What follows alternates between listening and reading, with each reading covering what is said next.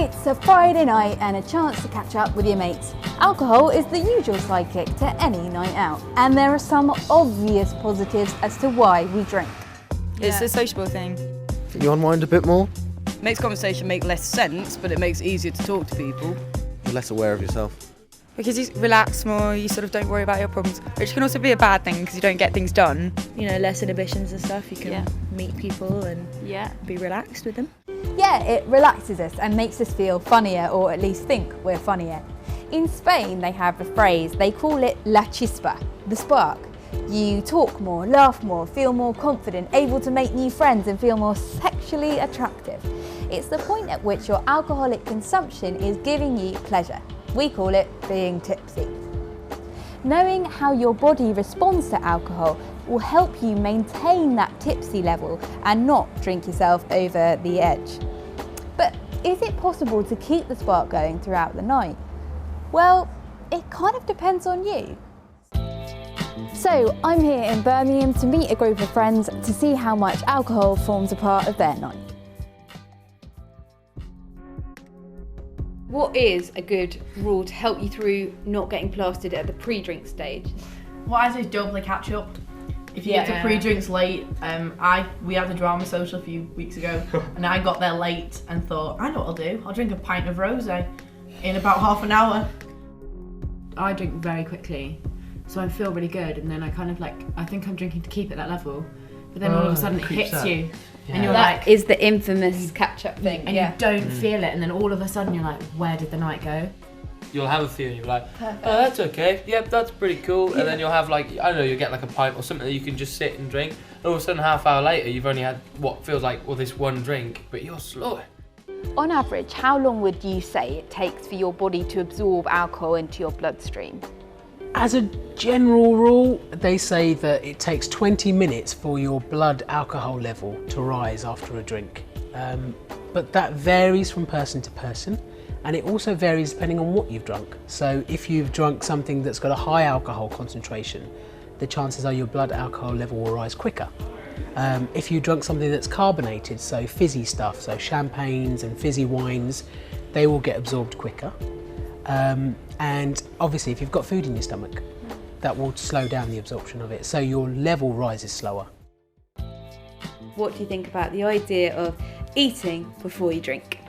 I've sort of learnt, even if you just have a big massive bowl of pasta or something beforehand, it's just sort of sets you up a bit more, and you don't end up at 12 o'clock demanding to go to a kebab shop. Yeah. I try and do something with bread.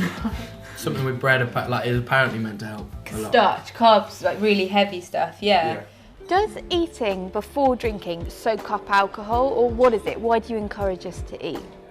The good thing about eating before drinking is that it will delay how quickly the alcohol is absorbed, because some of it gets held in the food and then it just slows that whole process down.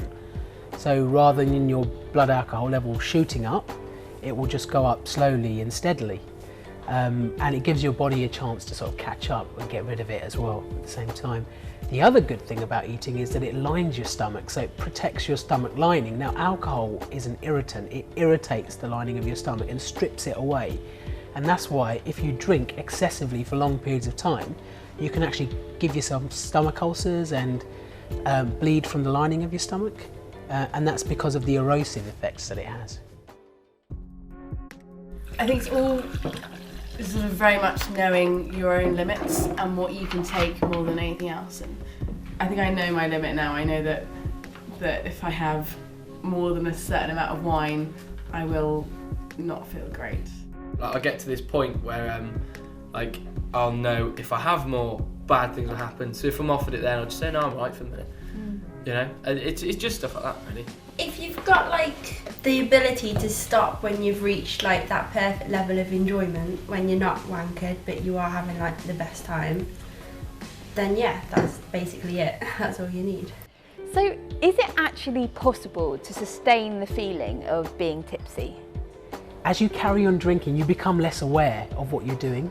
You probably do stuff you wouldn't normally do, and it becomes easier to drink as well. So you're kind of on this downward spiral, and before you know it, you've drunk far more than you would normally do, and you're probably a lot more drunk than you initially intended, but you've done it because you've kind of lost control. and it's that lack of control that leads you down that slippery slope.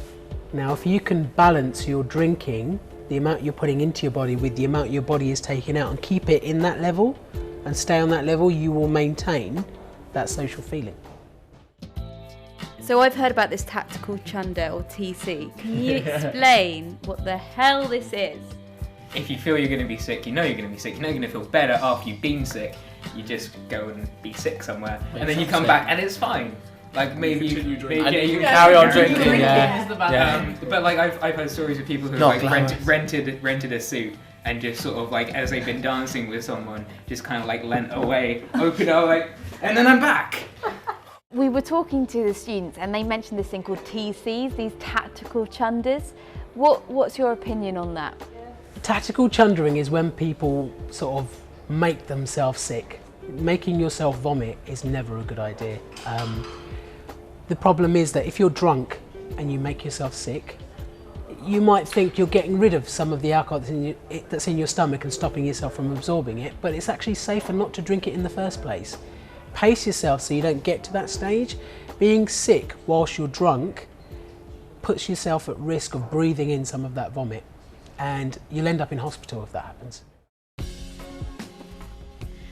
Basically, you alternate your drinks. So alcoholic, non-alcoholic, alcoholic, non-alcoholic. What do we think about that? Is that a good rule, bad rule, boring rule, useless rule? It's a good rule, but it'd be really hard to stick to at a club, especially when sometimes you get there and you can either get 4 Jaeger bombs for £6, or you can get a glass of Coke for £2.50. There was a place that was doing like 3 triples for £5. So that's 9 shots effectively for a £5. And yeah, and then I felt very poorly and I spent about 20-30 minutes in the toilet. I wasn't really being sick, but I wanted to be, which was even worse. There's a club, it's £5 to get in, and it's 50p for, I think it's vodka Red Bulls or pints of Carlsberg, but the offer finishes at 12, so you have to get there before 12 and order 10, but then you can't carry them, so people literally stand at the bar, order as much as they can physically afford, and just drink them in the space of about an hour. It means in an hour, you go home an hour later because you're that drunk, you don't know where you are anymore. So why do we do that? Because why? We do it because it's 10 drinks for £5. I find that I spend more money at those kind of things because obviously if they're cheaper, you're kind of, oh, that's fantastic value, I won't get this value again until next week. So I kind of just go, have £5 or I'll have 5 of your, 5 or whatever, and then I'll sit there and drink them all because I would usually just buy a single drink.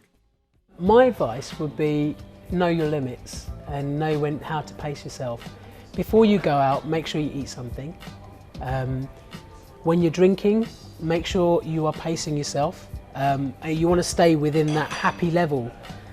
So it's all about controlling how much you drink. Maybe, drinking water between drinks or making sure you've got lots and lots of ice in your drinks is a good idea. And it's all about knowing your limits. And having people around you that might be able to say to you, hang on mate, you've had a bit too much now, maybe you should slow down.